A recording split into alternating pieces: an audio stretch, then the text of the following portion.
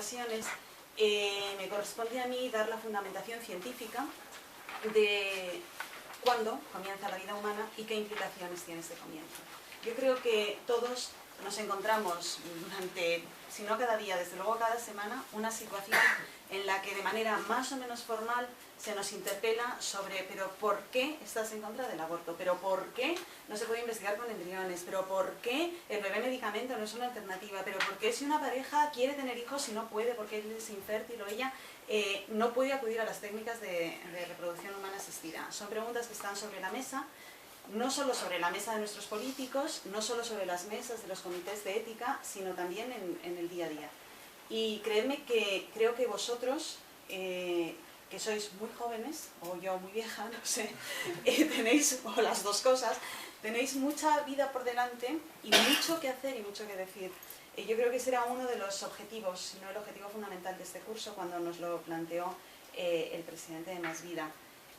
Necesitamos que vosotros seáis los altavoces de esta argumentación científica, porque tiene mucho más peso que seáis vosotros quienes vayáis a decirlo a vuestros iguales en la universidad e incluso de vosotros hacia abajo en los colegios, a que vaya yo, que, bueno, pues que tengo bastante menos atractivo. Entonces, vamos a ver si somos capaces de transmitir las claves que da la ciencia, con todo su rigor, pero también con toda su accesibilidad, como para que podáis defender la vida desde la concepción con argumentos científicos. La cuestión clave... ¿Qué estoy haciendo?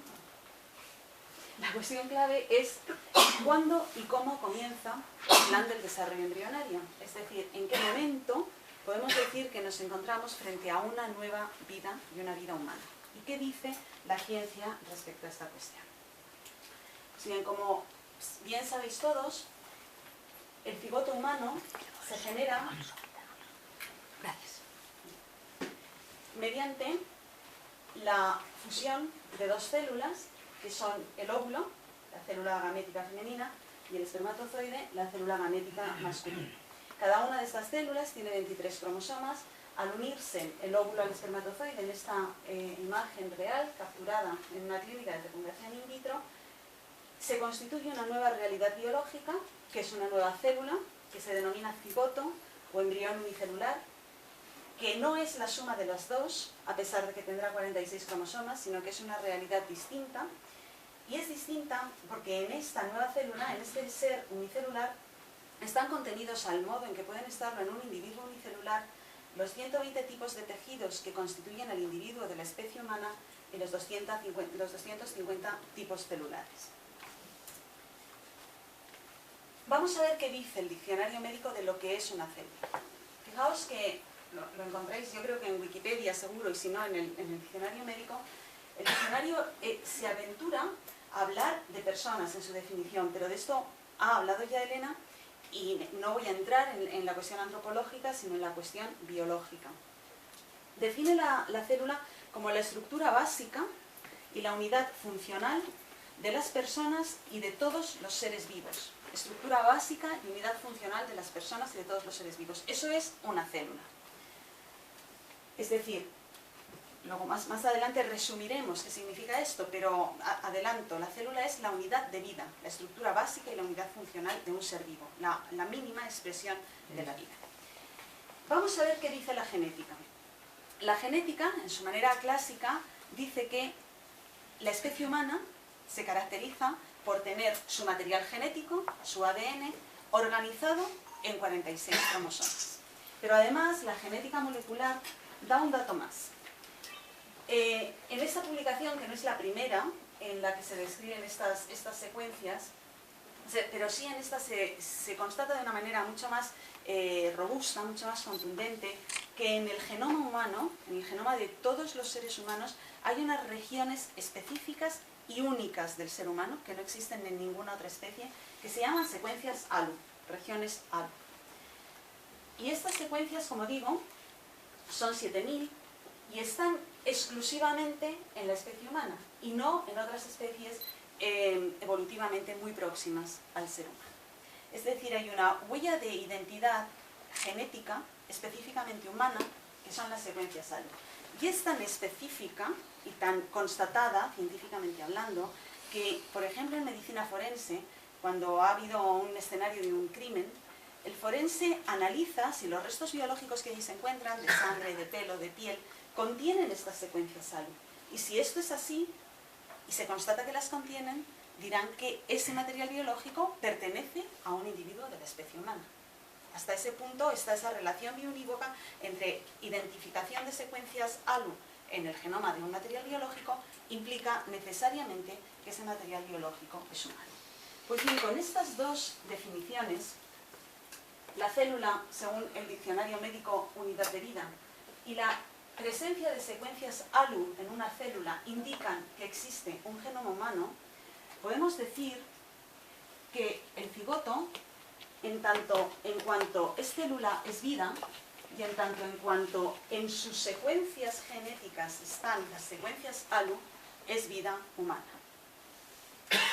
Una secuencia de afirmaciones que van emanando una de otra de las definiciones que hemos visto. Fenomenal. Esto es innegable desde el punto de vista científico.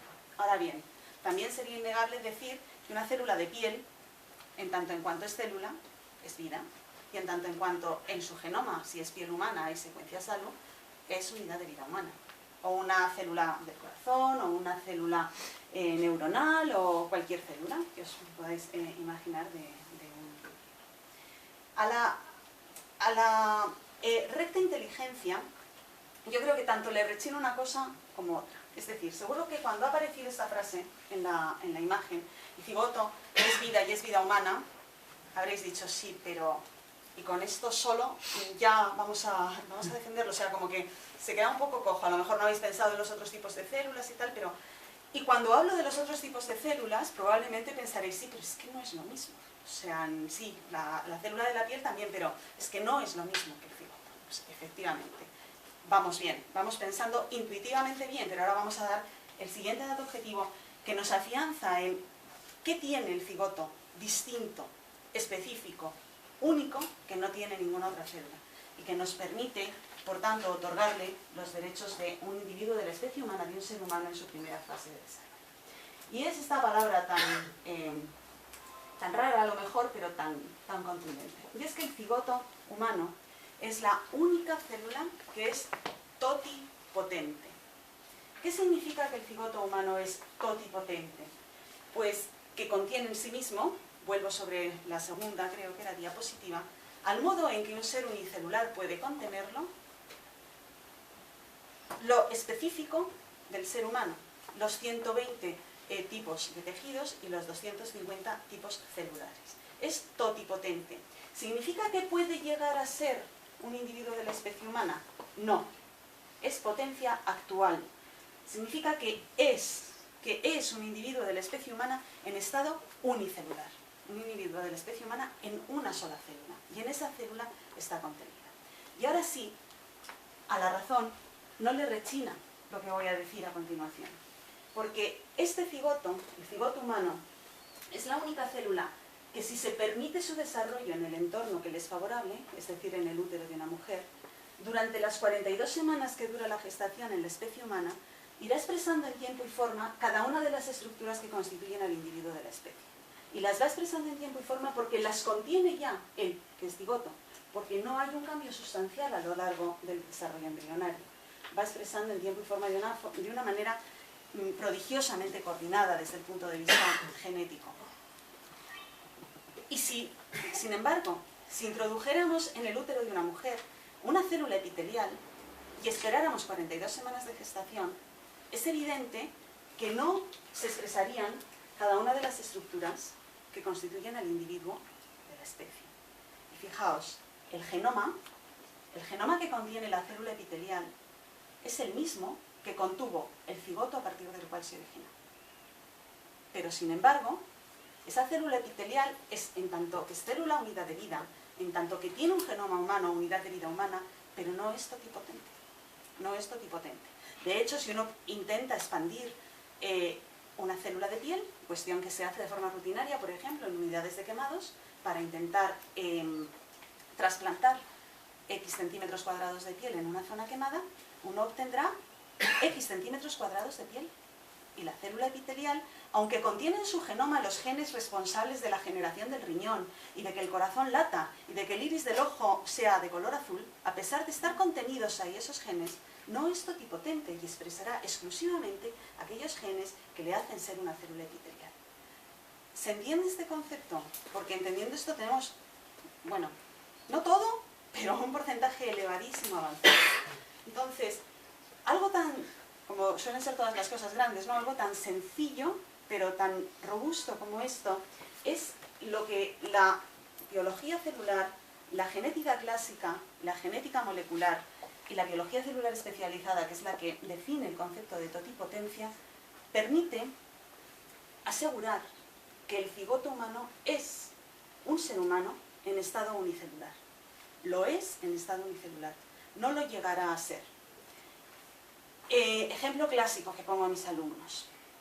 Un tronco puede llegar a ser muchas cosas. Puede llegar a ser una escultura, una mesa, una silla, el marco de una puerta. Puede llegar a ser. Es un tronco, puede llegar a ser muchas cosas. Dependerá de la intervención de un tercero lo que acabe siendo. Si es un escultor, hará una escultura. Si es un carpintero, hará una mesa. El tronco es un tronco, puede llegar a ser muchas cosas. El embrión es el individuo en estado unicelular. E independientemente del útero que lo geste, nacerá el individuo que está ahí constituido como tal individuo. La fecundación in vitro pone de manifiesto esto. Un individuo de raza blanca, generado en el laboratorio tras la fusión de un óvulo de una mujer blanca con un espermatozoide y un hombre blanco, al insertarse en el útero de una mujer de raza negra, nacerá un individuo de raza blanca. Porque el útero no configura lo que ese individuo es. Ese individuo es él, fulanito de tal, con ese genoma que ha sido un genoma único, irrepetible, que ha surgido como la recombinación del material genético de su madre en el óvulo y de su padre en el espermatozoide. Y no le configura en lo que es el útero que lo gesta, no es la intervención de un tercero lo que le hace llegar a ser un individuo de la especie humana, sino que él lo es ya en estado unicelular, desde el momento en que el óvulo deja de ser lo que es, el espermatozoide deja de ser lo que es y se genera un nuevo individuo.